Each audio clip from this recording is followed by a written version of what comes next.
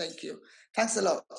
Thank you very much, Councillor Lambert. I think your point seems to be based on jurisdiction. Let me read correspondence I got this afternoon. It says, "Good afternoon, Erelu. Without prejudice, I'm of the opinion that we can solve our affairs ourselves, and asking foreign help is not in our best interest in the long run." That supports your point of view, Councillor Lambert, that it's kind of a catch-22 situation. So I will invite somebody who is of a legal background himself, who's been involved in a lot of the challenges that I've ever faced, both the people and the country called Nigeria. Permit me to welcome Papa Chief Ayo Adebanjo and Afenifere Chieftain. Over to you, Papa, to share your thoughts with us on this matter.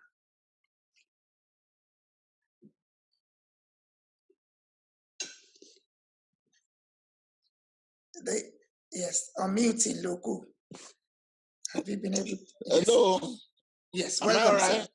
Yes, Am I I can hear you. Yes, go ahead, sir.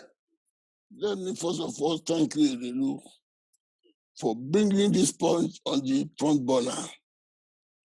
I am very, very happy to listen to Professor Salako and to, I don't know how to describe Shade, whether to say my wonderful daughter or this daughter of Nigeria, of whom I'm very, very proud. When I listen to you, I thank God that people like you are still existing as a Nigerian. There's nothing more I'm going to add. You all know the facts, other than to say, one, it behoves the British government on this occasion to undo what they have done for us. They are responsible for many of our woes now. Those of us who witnessed the independence, who witnessed our agitation, how they reap many things in favor of the North, that is what they are reaping now. You should know that. So this is an opportunity for them to undo all the things they have done. I'm thanking you, Erelu. Thank you, Salako.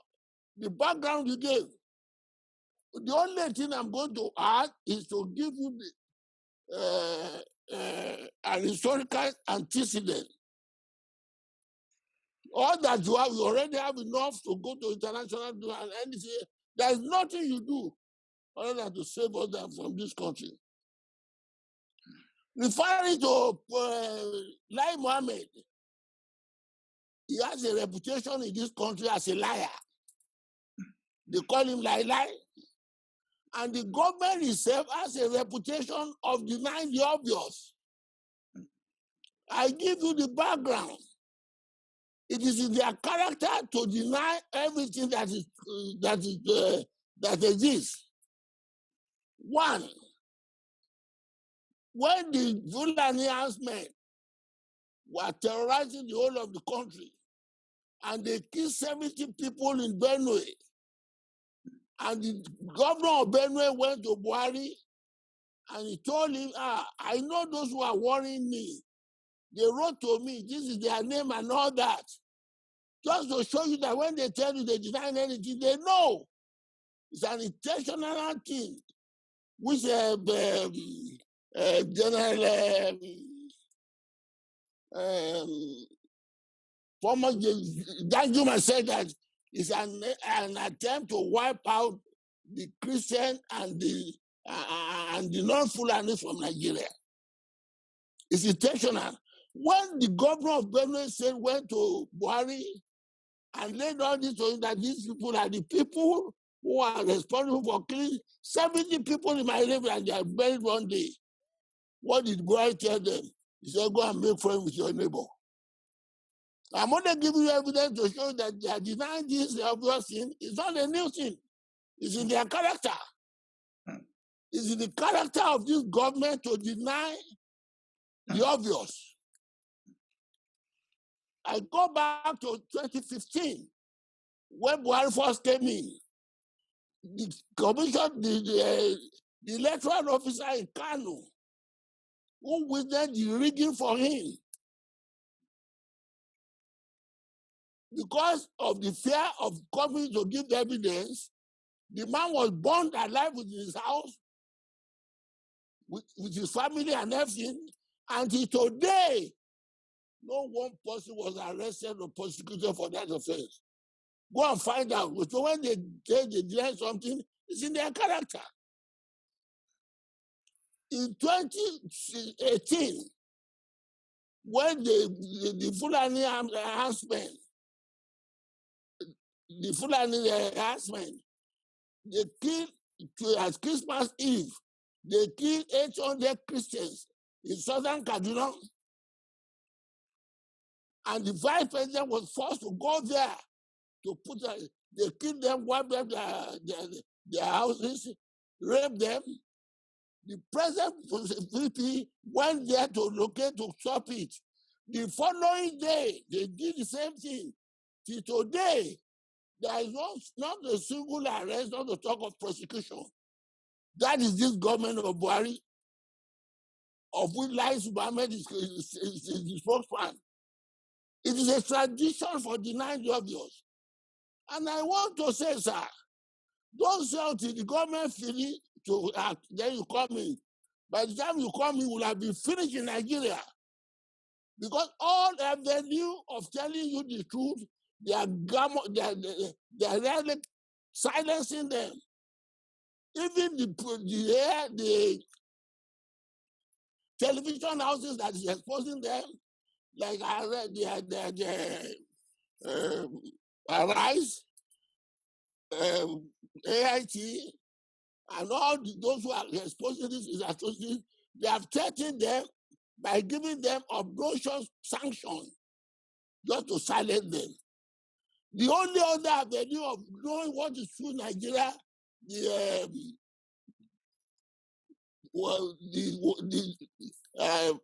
common WhatsApp or something that you use, they want to kill them because they are telling the truth. Beg your pardon?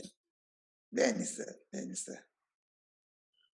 That is what they are doing already. And we are in a really fully armed military autocracy. The only thing I am doing now, I don't mind for them to come and arrest me tomorrow and kill me because I'm already 92. There are other things who won't talk. That is what is happening here in Nigeria. So the earlier you do what you are doing, the better.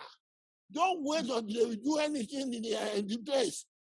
In last year, in election in Kogi, after the election was done there, an opposition woman there went to that, they killed her. In Kogi, it's on record. Ask them. Till today, not a single arrest under Buhari administration. Under the administration, Lai Mohammed is defending. It's an administration of autocracy, of I don't know how to describe it. I wouldn't waste time because I only want to give you record. Don't get taken away by saying Lai Mohammed is going to do. What is he going to tell us? What credible thing that this government will tell the people who are living here? All the responsible people in this country have won Buhari. Those who love him, those his friends, they bring him before he said no, he pretends. And mind you, this occasion they are denying. I don't know many of you are taking notes. They say the peaceful demonstrators turned violent. At what stage did they turn violent? If they turned violent and you went there to kill them, you acknowledge the reason for their protestation. After 2 week demonstration that they are peaceful, we will do this for you, do that for you. All that one, they know.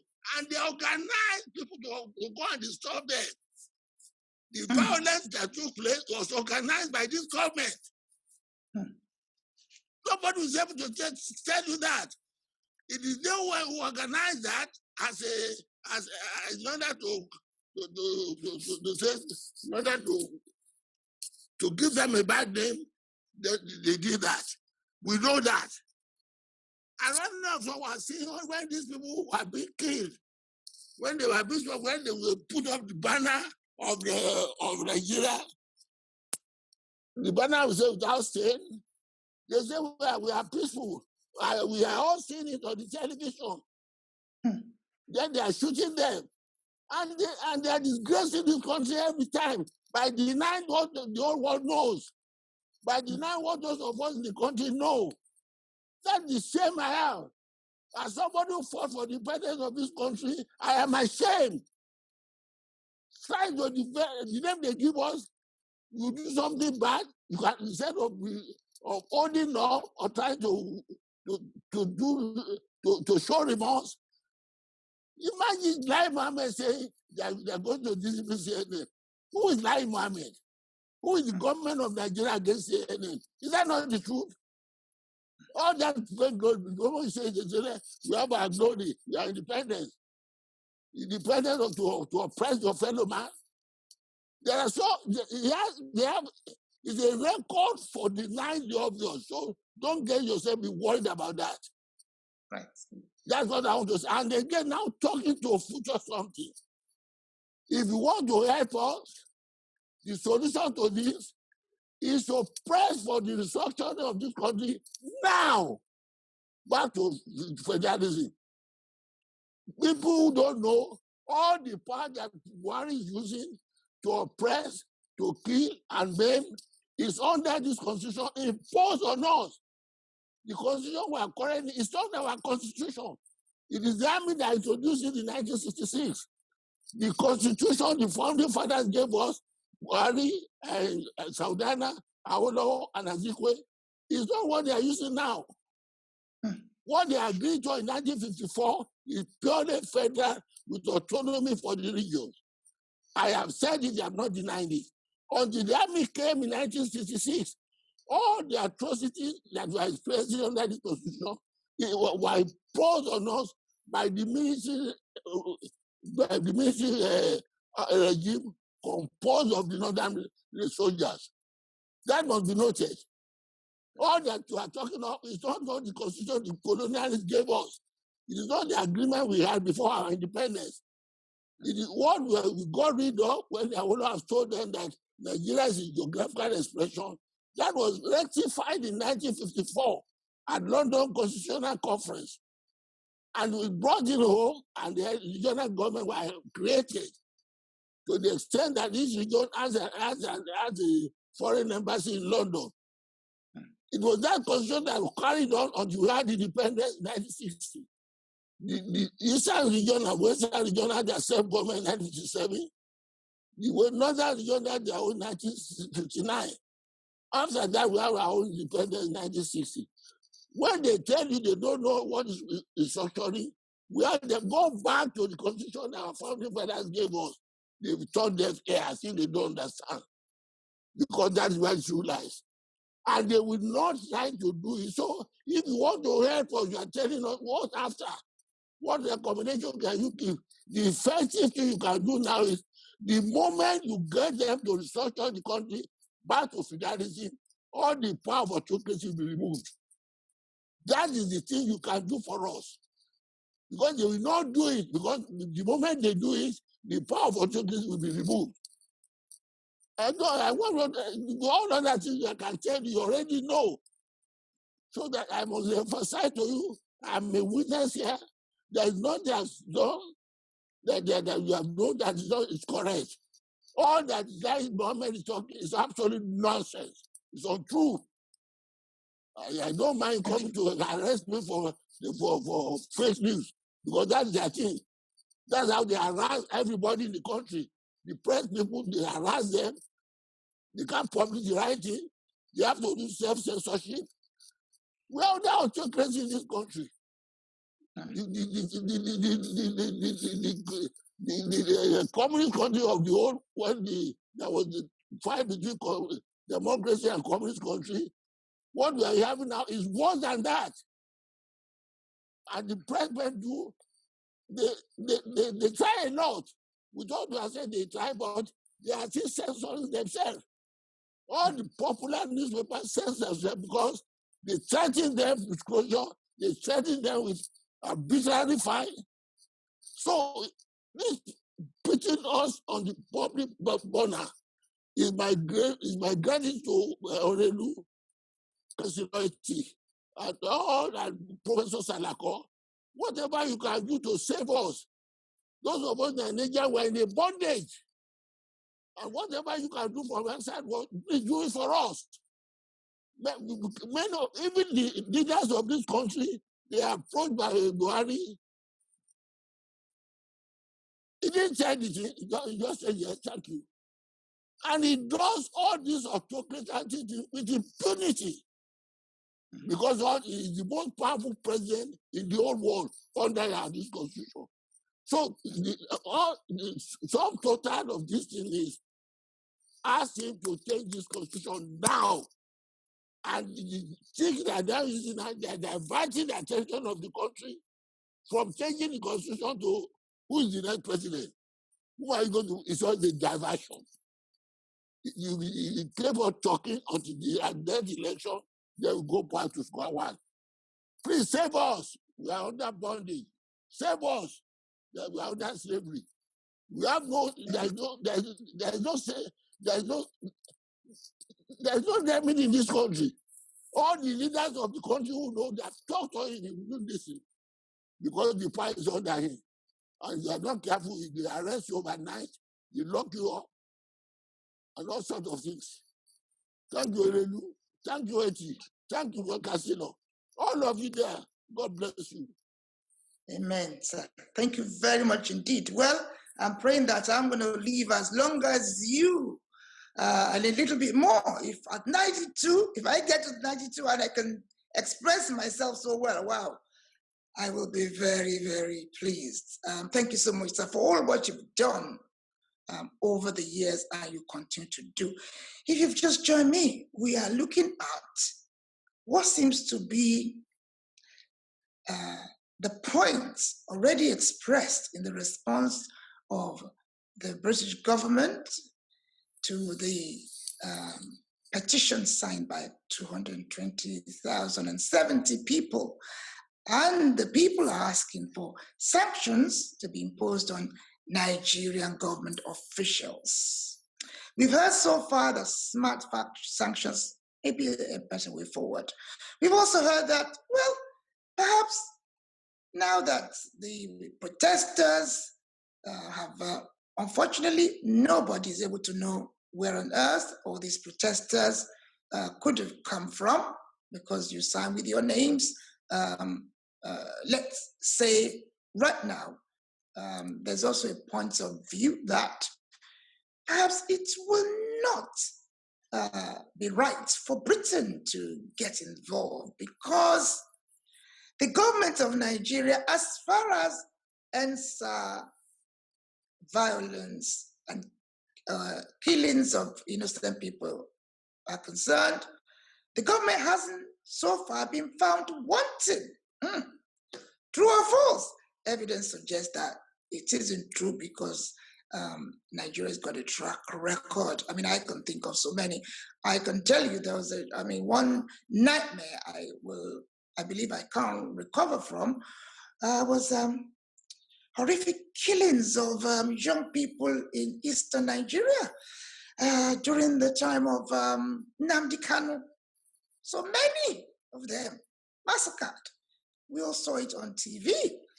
Well, let me go straight on to my next speaker. But before I do, I'm looking for somebody around within the studio who will be able to provide me information about incidents in Lagos particularly. Lagos particularly. I can't say Lagos State, I will say Lagos. So at some point, I'll be looking for someone to be able to do that. Please, I won't take any point. I have an order whenever my program goes. My keynote speaker has done justice. I think we are moving in the right direction. Let me go to two more guest speakers, and I'm going to invite Mr. Ayo Guntimu to please, affectionately known as Citizen AY. I'm sure he's there. If he is, may I invite you, please, to share your thoughts for the next 10 minutes on this matter of the proposed sanctions on Nigerian government officials in response to the petition before UK Parliament. Over to you, Citizen AY. Are you with us? Citizen AY, are you with us? I'm not sure what his number says.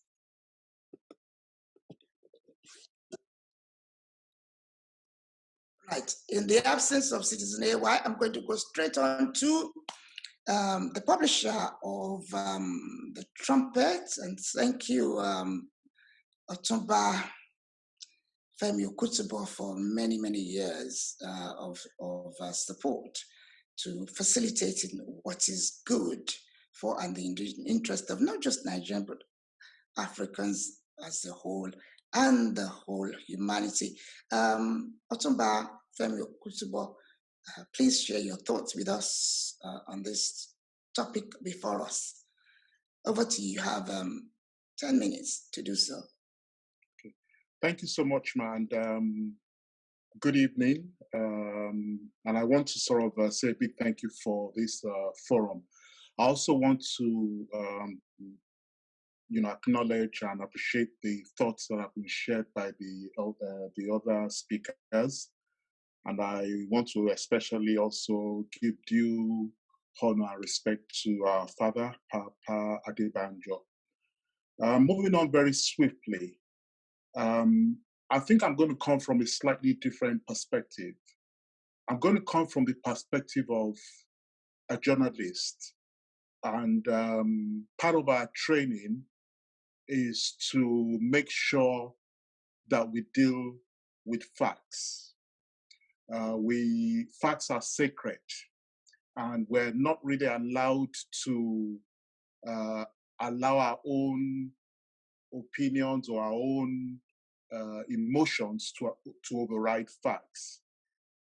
I think I'm going to start by emphasizing that the petition before that the Parliament is going to be looking at is not so much about the Lekki shooting, so it's not specifically about the Lekki shooting, even though that is what seems to have brought the issue to fore. It's about police brutality as a whole, and about the STARS units. And so if one looks at things from that perspective, I think the issues at hand go well beyond sanctions. What we are witnessing is a situation or a system that has actually institutionalized police brutality. It is not just about you. Obviously, we know that the October 20 incident was protesting police brutality that had been going on for years, even quite a number of years, I should say. And so while sanctions are good, I don't believe they're the solution. In the first instance, the sanctions, thank God, because in the initial days when people were talking about sanctions, some were of the view that there should be sanctions against Nigeria. Some, and obviously there was the argument that could affect the country economically, which is an area which Councillor Eti touched on. Thank God this specific petition is, the sanctions are directed at officials. They're directed at individuals and so on, or institutions that may have been directly involved in police brutality rather than the country as a whole. My worry about that, though, sorry, bear with me, I just started something. Okay. My worry about that, though, is that officials come, officials go. So even if you impose sanctions against an individual, if you impose sanctions against an official, if you haven't really dealt with the problem, it only means that somewhere down the line, the same thing is actually being repeated by another official who is not affected by sanctions. One of the major challenges I also have with this incident is the role that the media, especially social media, has played in this issue. And so we have to tread extremely cautiously. And I know that that is one of the reasons, because if you look at the tone of the Western world, in the few hours after October 20, it was going in a certain direction, condemnation and so on, as you'd expect from the world. But when some of the facts began to go into the public domain, the Western world had to take a slightly different view because they were no longer sure. And that's why when you look at the statements that they've been issuing since, it has been with a lot of caution. We're waiting for investigations. And I think, again, that is the right way to go. My worry is that social media, as much as it has been able to put a few things out there in the public domain, unfortunately, it has been abused massively, very, very massively by individuals. So it's not a surprise that 1 minute you're hearing that Eniola Badmus was shot during the proceedings, at Lekki, only for her to come out to, in less than a couple of hours later to say that I was not even at Lekki. Somebody was killed at so place. Oh no, I was not even at that place.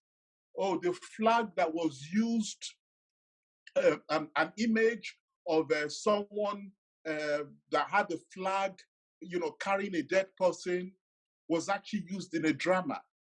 So that has, so what I'm emphasizing on here is that it is extremely important that we actually sift the facts from the massive fake news that tends to be out there. Please do not get me wrong. Something happened at Lekki. There was an incident there. And definitely there were people there who were in military uniform. Thank God, with time, we're able to confirm that yes, there were soldiers from a specific, from a specific barracks. I think it's Bonny Camp or somewhere down the road that were there. So that's a fact that we've been able to establish. A situation where the person who gave the initial live video was saying that there were 78 people that died, only somewhere along the line to say that no, somebody created a fake account or a cloned account. So I didn't say 78, but I believe there were 12. A situation where Amnesty, within, on the following morning, was already claiming that 12 people died, only for her to be asked further questions on live TV, and things were not really certain. So where am I really driving at? I think we have to be cautious and we have to be patient, because if we don't do this, we cannot afford a situation where facts are falling flat. And we need to be able to get to the bottom of this issue. There's no doubt about it. Like I said, police brutality has become an institution. A situation where police who are meant to be protecting people are the ones who are leading citizens to the cash point. To take money from the cash point is wrong. And I can assure you that from the little that we've heard, from the little that we've been told, these policemen are not acting on their own. They have situations, where even some of their superiors are partaking of these things. In the last few months, I had course to deal with the police, because I had an incident where my mom was killed and all that. And what I could see, you had a police institution that had no vehicles, where you have to give them money to buy petrol into their vehicles. A police where, on a slightly different note, where these people were saying that even taking people to court is a waste of time, that if they had the chance, that, they'd rather just waste such people. So there's a big problem in there. I think it is also important to to emphasize as well that there's to make the clear distinction of the protesters, the solid protesters at Alausa and at Lekki on the one hand, and the hoodlums who took over the protests. A situation where, many of us would have seen the policemen who were in armored vehicles and so on, or who are in their vehicles, who were waylaid around Adekunle, just around the 3rd Mainland Bridge. Many of us saw police stations that were being burnt down.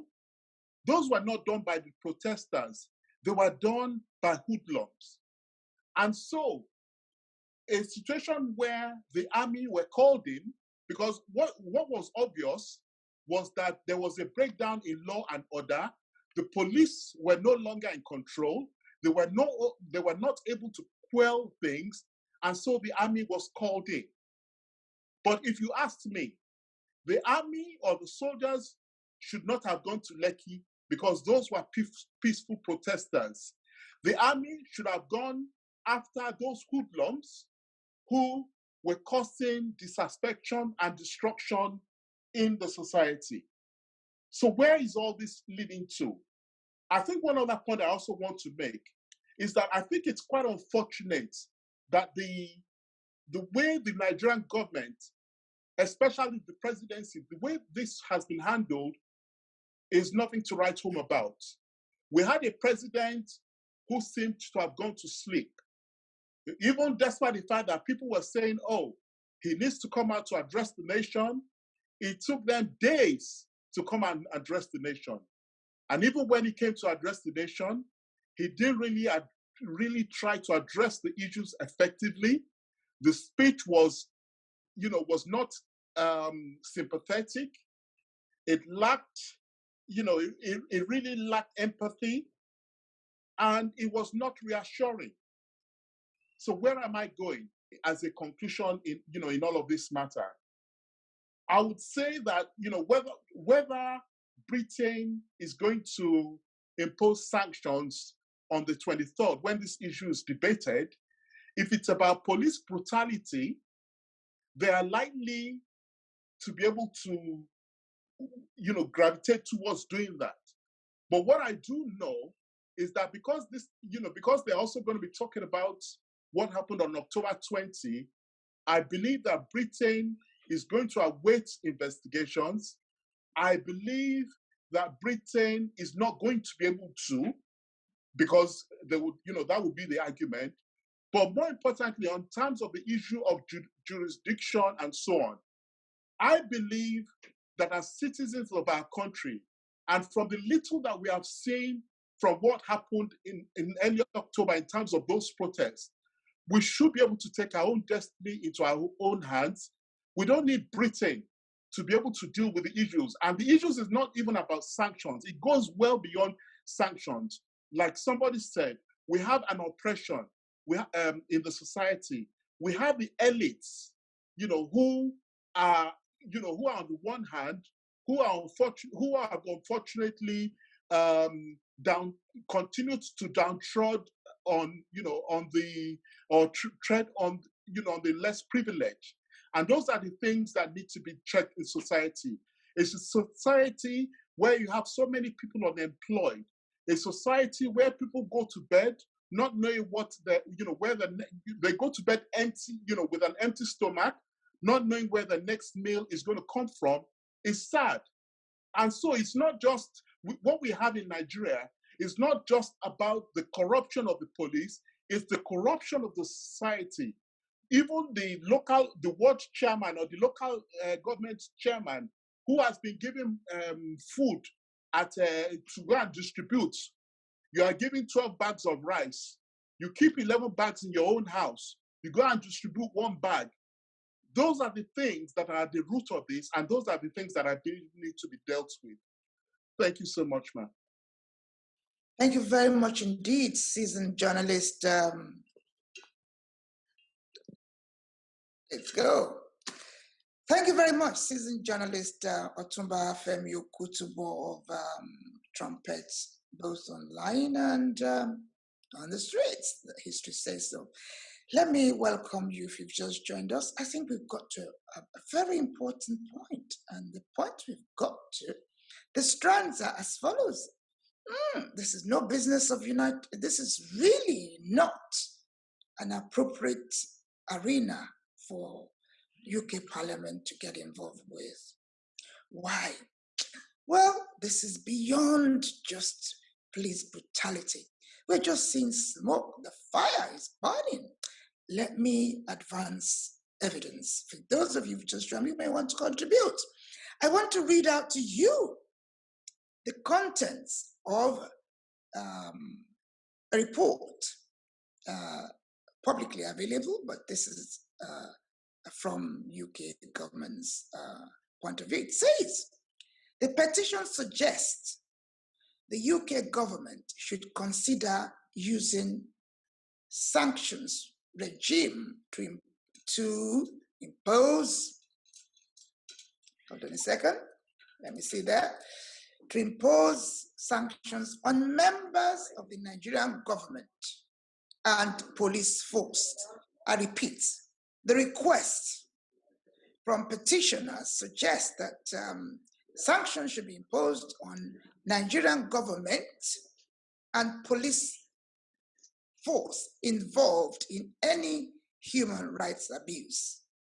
The petition has been prompted by the actions of one police unit, in particular, the Special Anti-Robbery Squad, known as SARS, originally created in 1992 to fight violent crime. The unit become synonymous with police brutality. In 2016, Amnesty International reported SARS is responsible for widespread torture and other cruel, inhuman, and degrading treatment or punishment, other ill treatment of detainees in their custody. SARS officers involved in the torture and other ill treatment of detainees are rarely held to account, and in some cases are transferred to another location to avoid punishment. These are background information that parliamentarians should be looking at. The NSAS tag began trending in social media. This is history. In 2017, alongside reports of police abuse and assault. In early October 2020, a video of a man allegedly being killed by a SARS officer prompted large-scale protests against the unit. The forceful response by police to those protests further exacerbated tensions. On October 11, President Muhammadu Buhari announced plans to disband the unit and reform the police. However, such promises have been made before. And Mayeni Jones, the BBC Nigeria correspondent, suggests disbanding SARS may not resolve the underlying issue of police brutality, and activists are calling for a total overhauling of policing in Nigeria. The military and police are rarely held accountable for perpetrating human rights violations. And Chatham House records in 2019 in an article, Nigerian struggle with security sector reform. Now, Amnesty International is also calling for the Nigerian authorities to explain the army role. I want you to listen to that Amnesty International is also calling Nigerian authorities to explain the army role. The UK government has outlined in its response. I'll be very grateful if those who have just joined us, please log out if they have to attend to private matters.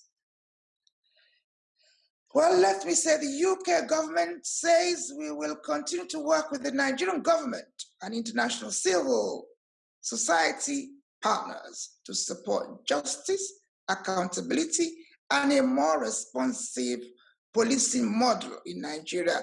We will continue to push for Nigerian security services to uphold human rights and the rule of law, and also to investigate all incidents of brutality, illegal detentions, and use of excessive force, and hold those responsible accountable. I decided to read all of that because I want to put into context a number of issues. I'm going to invite Professor Solomon Ekundayo Salako in a moment because he's the keynote speaker for today. He's heard a lot from other speakers. I'm going to give him just another 10 minutes to respond to those he has heard from at the moment. And then I'm going to invite other people to comment on the discussions today. So over to you, Professor Salako. You've heard what I have read out, and you've also heard from other speakers. Where are we now as far as this matter is concerned? Let me remind you, right? What petitioners want, sanctions, and it's saying Nigerian government, police officer and army, that's what it's saying. Now, where are we at? Thank you very much, Erelu. There are quite a lot of points I want to raise. Yes. First, I want to thank Pa Adebanjo for the good constitutional history of Nigeria that Pa gave us. It was refreshing and intellectually stimulating for me.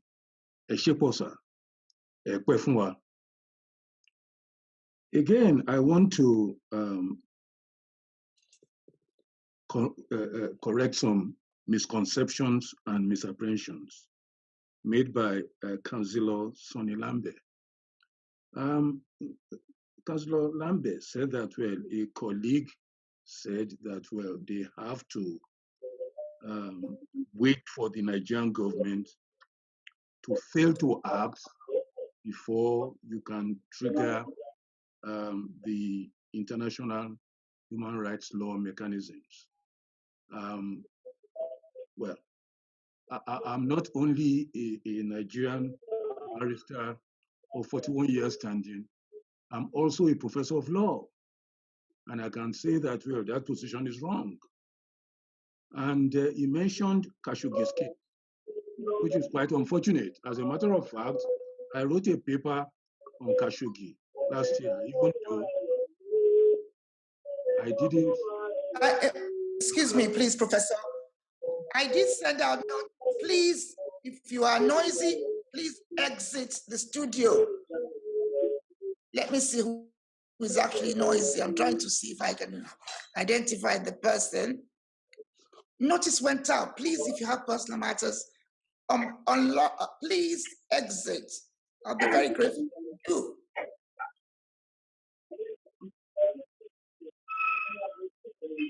Let's just wait for a moment for the server to exit.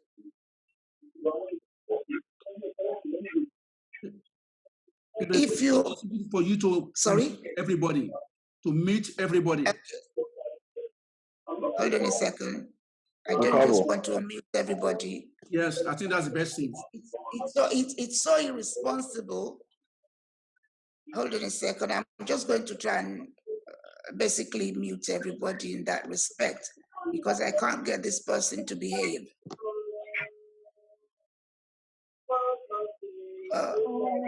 I'm afraid, right, okay. So,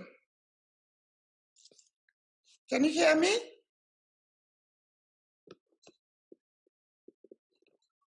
Right, let's see if I can redo it.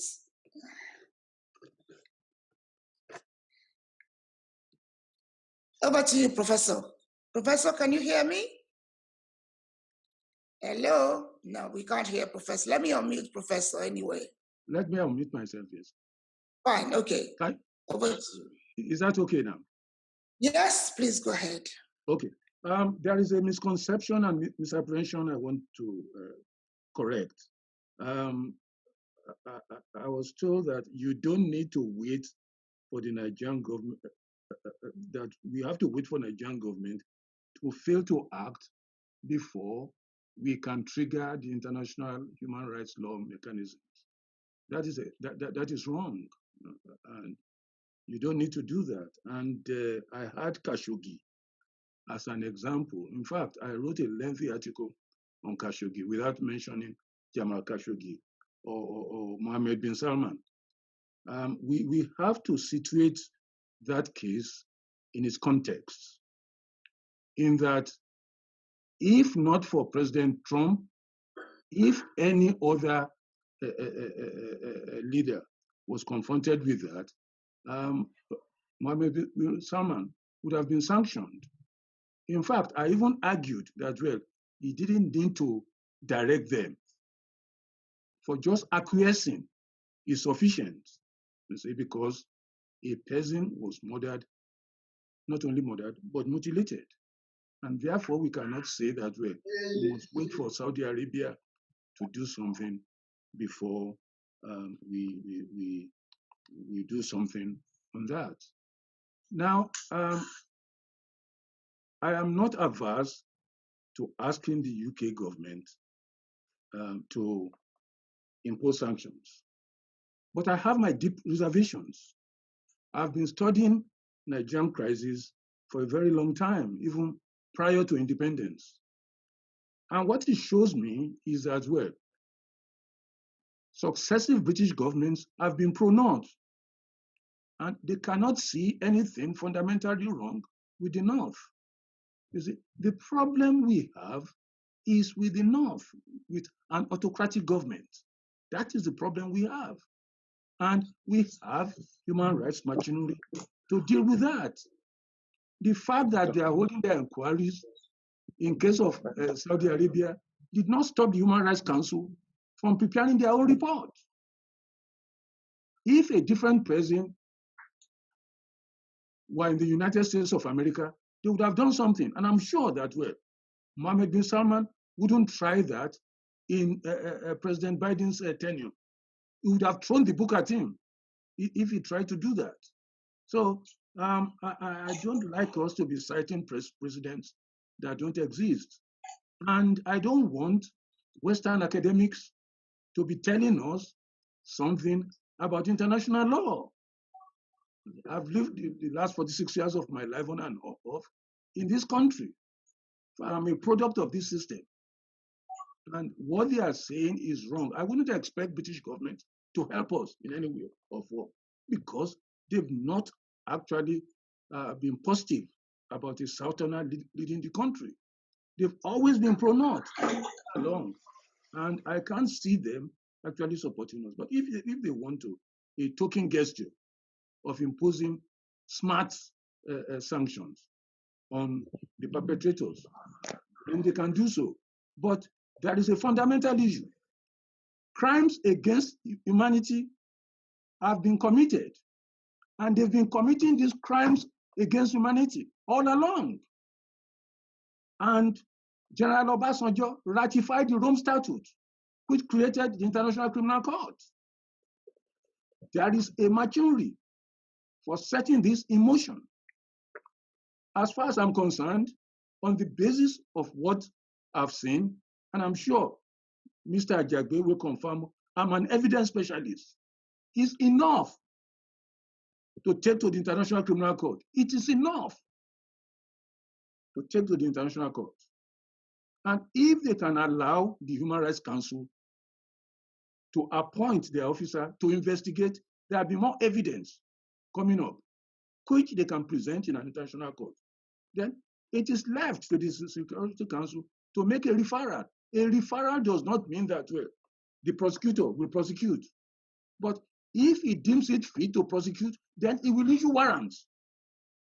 Even if it's against Muhammadu Buhari, he will issue warrants. And he could be prosecuted. All they will do is to wait until he leaves office. If he leaves office, he could be picked up, just as they picked up Charles Taylor. And just as they picked up Omar al-Bashir. So nobody is against. And that was why I was mentioning Pinochet Ugarte #2. It's a case decided by the House of Lords here, which is now the Supreme Court. I don't want us to overlook that. We must deal with this persistent killing of Nigerians by either an Hausa government or pro-Hausa government. We must deal with that. They could be prosecuted.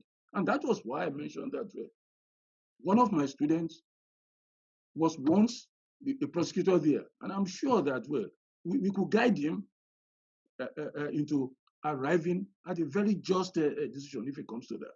But I don't believe that they are insulated from prosecution, or we must wait until they set up their own kangaroo tribunal and then give us the findings. That may please the British government, but that is not how the international community responds to that. If the leader of the free world had responded to Khashoggi, all other Western allies would have followed suit. But Trump... Professor, I'm going to interrupt and say, I'd like you to focus on two things for us. Yes. One, before me, because I need to get out of here with concrete evidence. Before me, there are two things. One is saying this sanction makes sense. Yes. The other is saying this sanction doesn't make sense because we are talking about historical issues. Now, as far as the law is concerned, international law is concerned, in your opinion, should we agree with the position of the British government, which is say, look, as far as the Nigerian authorities are concerned, we must leave them to finish their investigation before any intervention? And can I do a quick correction? Councillor Lambert was talking about what seems to be the practice for those of us who've been involved in British politics. We know that no matter what's happening, matters brought before us, if at the level close to the source of the complaints, investigation still going on, we would rather not get involved. I think that's the perspective it was presenting to you, rather than the other way around. But let me put my question again. Where do we really progress this matter? Hold on firmly to, look, the protesters believe sanction at this point in time will signal change. Or, doesn't matter what the outcome is, rather, we just go ahead and go above British government to do what is necessary. Please analyze the two positions for me. Well, it's very, very simple. Is a smart sanction relevant or necessary? Yes. Will British government act? Probably no. But we have an incoming government in the United States of America. And those are the leaders of the free world. And they've already spoken. President-elect Biden had spoken. Hillary Clinton had spoken. And they would do something after that. They would throw the book at Muhammadu Buhari. They would throw the book at him. So forget about the British government. They are not the leaders of the free world. Wherever America goes, that is why Boris Johnson will follow straight away. And I know that President-elect Biden will throw the book at them. I'm sure of that. International law supports that you cannot be committing crimes against humanity. They are committing crimes against humanity. Let us leave torture, degrading, and inhuman treatment or punishment. I know where people are coming from. They are coming from the fact that when you propound an international law document like human rights, now it is left in the hands of the government to implement. that to incorporate into their own system, but not crimes against humanity. That is within the jurisdiction of international criminal. Thank you very much. On that note, I want to invite two comments from the studio. I've got somebody called Oridami who was raising his hand. Please restrict yourself to the matter before us, and I'll give you 5 minutes to express your own opinion on this matter. Somebody with the name Oridami, over to you. 5 minutes.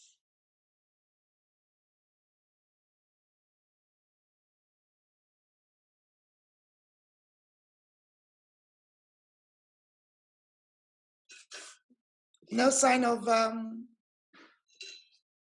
can see the person here. The person was here. Oridami Oluwaferanmi, that's the name I have here. Let me see whether I need to unmute the person.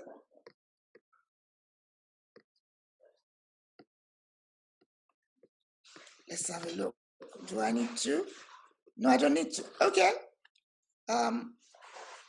Let me go straight to someone else in the audience. I have got Engineer Shiaba in the audience. Engineer Shiaba, may I invite you to share your thoughts? You have 5 minutes, please.